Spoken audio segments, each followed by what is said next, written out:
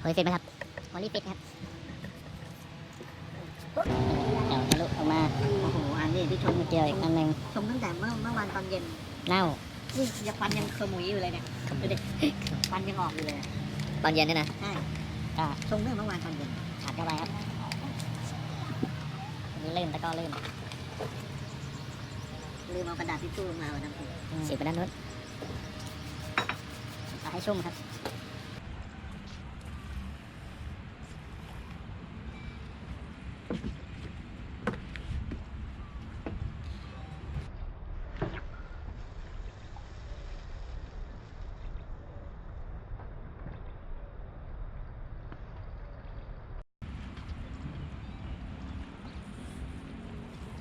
ตำแหน่งได้ไหมครับเริ่มดีโอเคครับมาทีเลย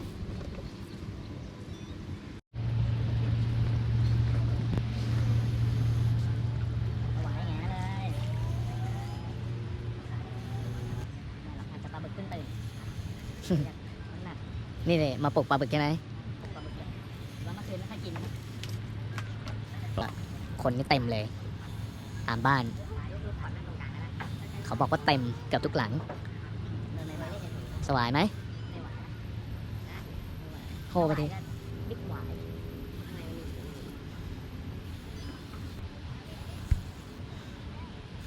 ช้ายัง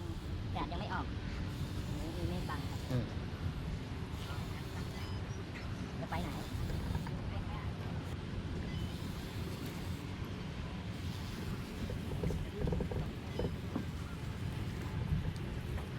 ไหวดินี่ไงไม่ใช่แล้วไม่ออกกูจะซ้อนให้มึงมาถึงต้องถ้าหน้าจอมันจะดับก็แตะทางตาแตะ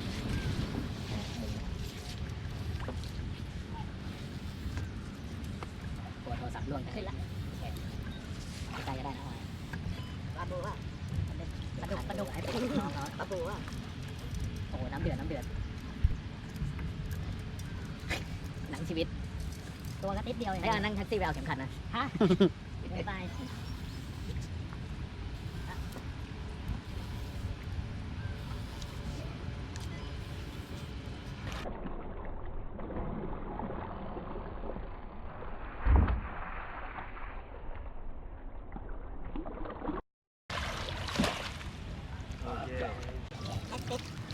โอ้ยเข้ามานี่รับแขกเย้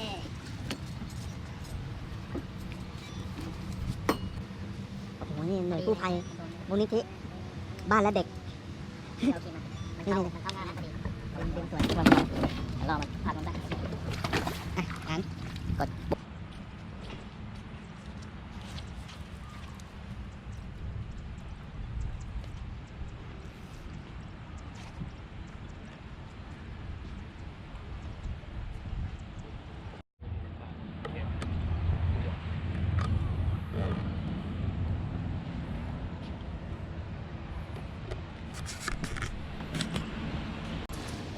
ออกกลางที่เขาให้อาหารนะ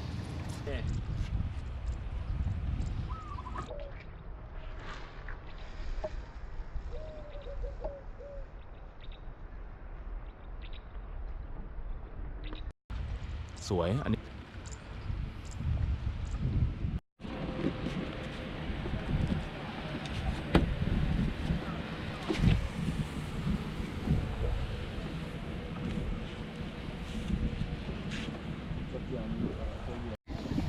เข้าแล้วตัวเล็กครับตัวเล็กขอปลาแปลกแล้วกันแบบไอ้พวกถ้ามันเบาๆมาอยากให้มันลุ้นๆนะยี่สกไทยต้องเถอะวันนู้นแม่งยี่สกเทศ5 ตัวยี่สกมันดูหนักกว่ายี่สกนะไม่เบาอ่ะอลิเกเตอร์แน่เลยยี่สกมาแรงว่ะอลิเกเตอร์เนี่ยมันลั่นนะแปลกๆว่ะแรงมากไม่เคยฟิลนี้เลยอย่ายืมถังนะระวังนะแปลกแน่นอนนะสูงแปลกแน่ไม่แปลกก็สวายอะบอกเลย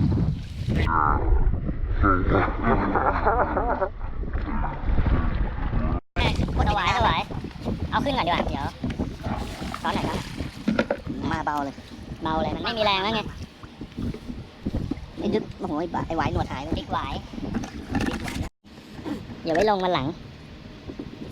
วันที่แม่อนุญาต ไงบ้างหมายถึงแดดอะเป็นไงบ้างร้อน เอาเรื่องอะเดี๋ยวตายอะ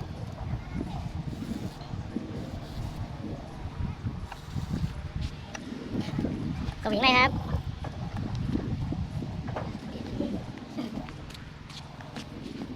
ขอเห็นตัวกันอย่าขาดนะ ใจเย็นเลยใจเย็นลูกพี่เดี๋ยวนะระวังหวานไหมได้ปะปล่อยไหลแหว่งก็ได้จัดให้ปะได้นะระวังคันมีคันเดียวเดี๋ยวหลุดแล้วฮะหลุดแล้วขึ้นแล้วหลุดแล้ว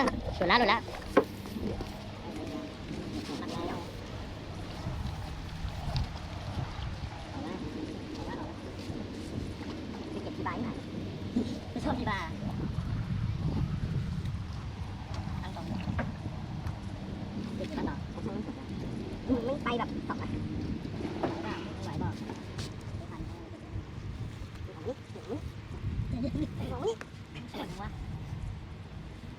ระวังร่วงนะ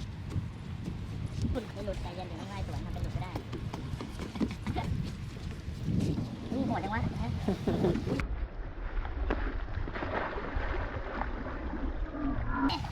เป็นไงบ้างไปเรื่อย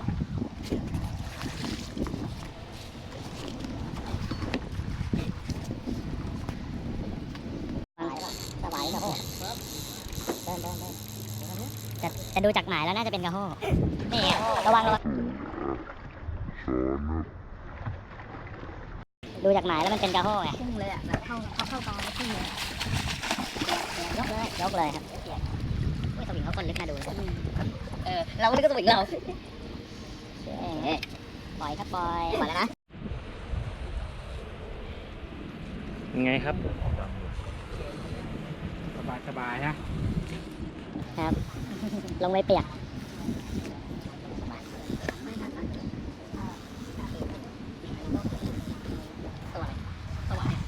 ระวังสูงนะครับระวังต่อต่อว่ะเห็นไหมต่อแค่5 ทีเลย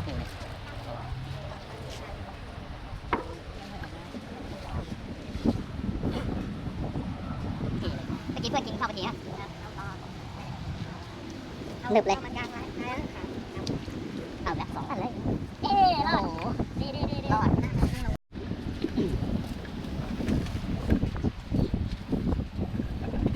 ทันวัดไหมวัดยังโหดขึ้นมาไม่ทันกล้องอะไม่เปิดไม่ทันตัวเล็กจริงเล็กอีกแล้วจริงปะเนี่ยจบเลยครับ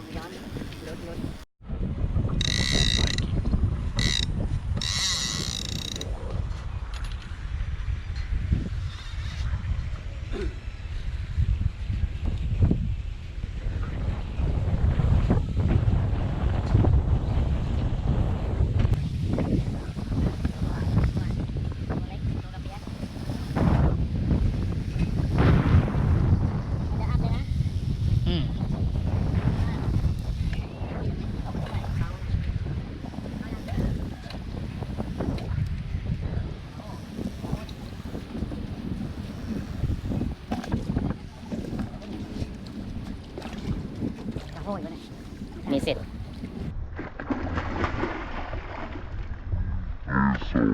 โอ้ยขออีกรูปจัดไปโอเคจับนะโคตรลื่นเลยนะ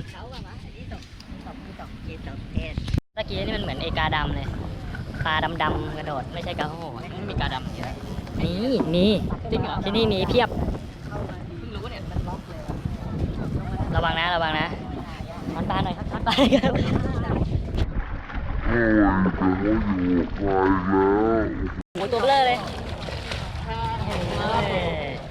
พี่อาหารถ่ายดีกว่าตอนนี้วันนี้มาปั้มกระโห้ใช่ไหมเนี่ย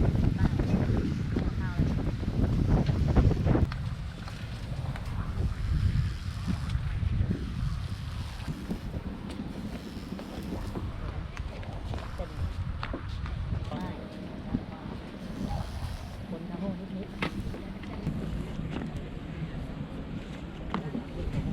โหอ่ะ โอ้โห ยักษ์มันไม่ชอบขึ้นกลางวันเนี่ยมันนู้นเราขึ้นบ่ายสองนี่แหละ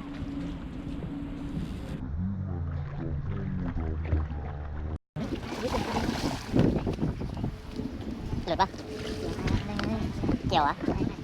เรียกกดไป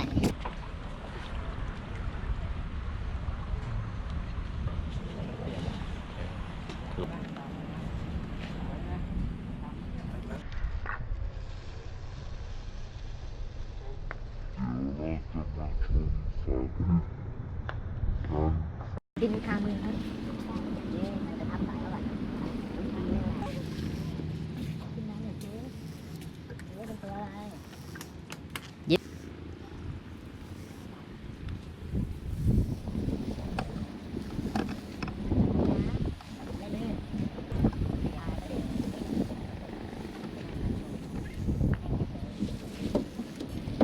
มาลงน้ำเอาเนี่ยตายแล้ว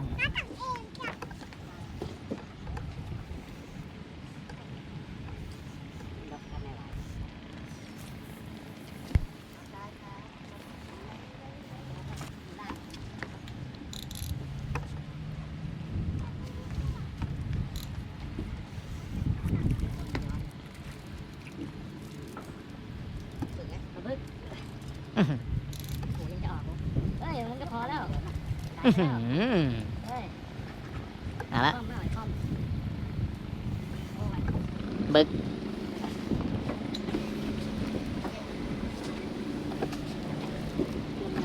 ไม่ได้เห็นหัวเลยยังไม่ยอม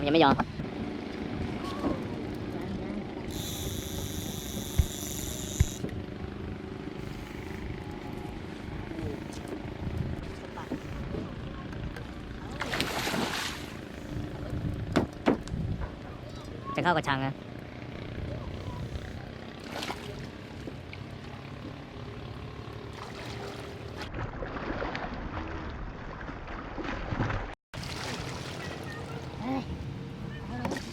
เล่นสนุกเลยตัวไม่โตออกดีจังโอเคลองดีนะ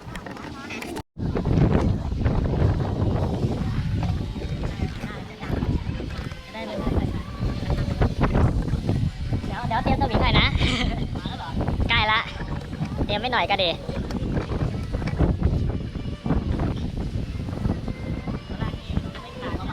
ครับตัวแรกต้องกระโหยักษ์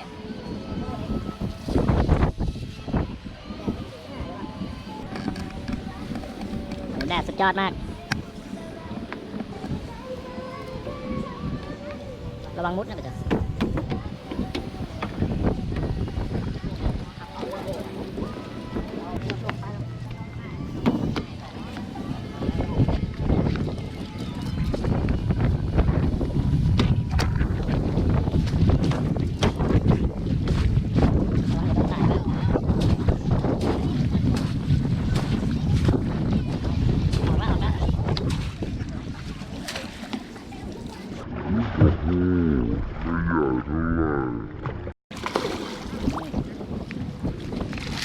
เปียกไปหนึ่งใส่เลยเนี่ยขายได้เลยเนี่ยเอาไหมขายไหมสักหลังไปอันนี้ กิน ตัดเขาออกครึ่งหนึ่งเขาก็จะแล้วก็ลองข้างล่าง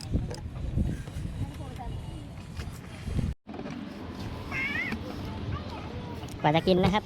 ไม่ตึงจริงอันนี้น้อยลงสายก่อนแล้วบิ่งแล้วเดี๋ยวนะครับไกลๆยังไอ้นี่ได้อยู่สไตล์ได้อยู่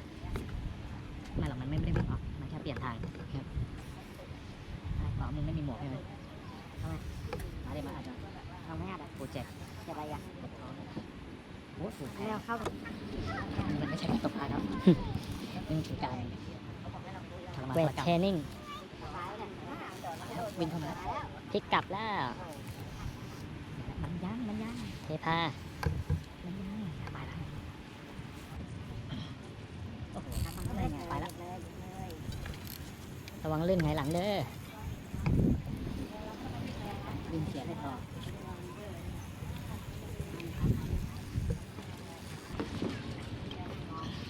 อย่าให้มันไปโอ้โหเดินครับเดินครับเดินเดี๋ยวนะเดี๋ยวปรับเบรกรถให้หน่อยเห็นตัวแล้วมาดิเดี๋ยวลองไหมนี่ไอ้คิงระวังตกน้ำเด้อโอ้โหดูมันออกติดแล้วคิงแกให้ไหมแล้วโอ้โหติดพัก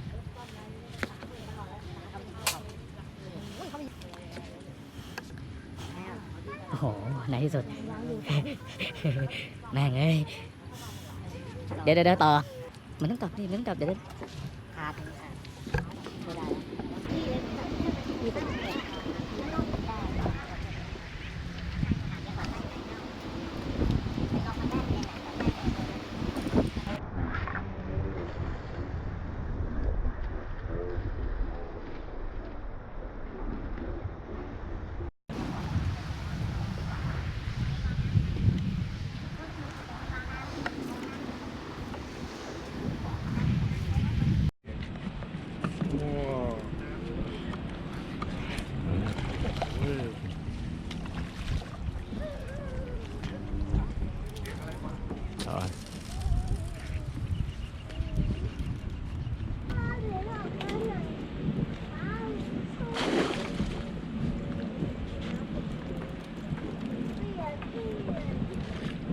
ไม่ใหญ่นะ มันหาที่หลบไง ธรรมชาติมัน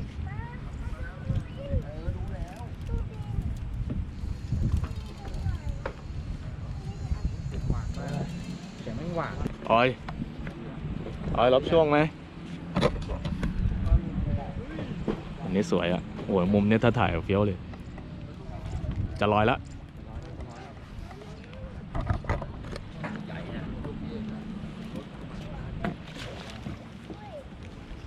โอ้โหรอบนึงมั้งเนี่ยเอาอีกทีอ่ะ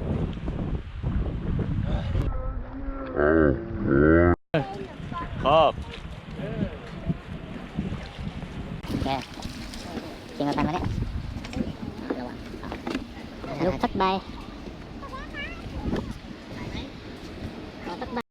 แสงกำลังสวยครับวันนี้อยู่ที่ไหนครับไปจอ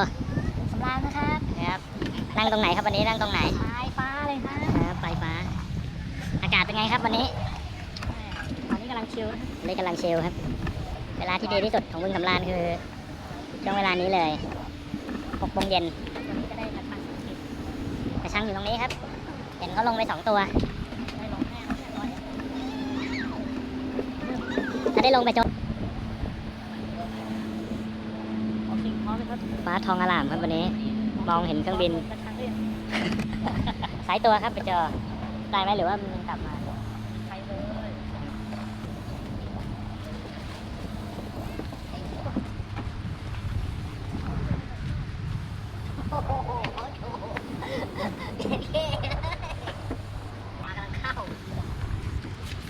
ระวังตอนมือสวิงหน่อยครับขอสวิงหน่อยครับเหยื่อยังไม่แตกปลาบึกนี่ว่ะขาดดูมัดไม่ดี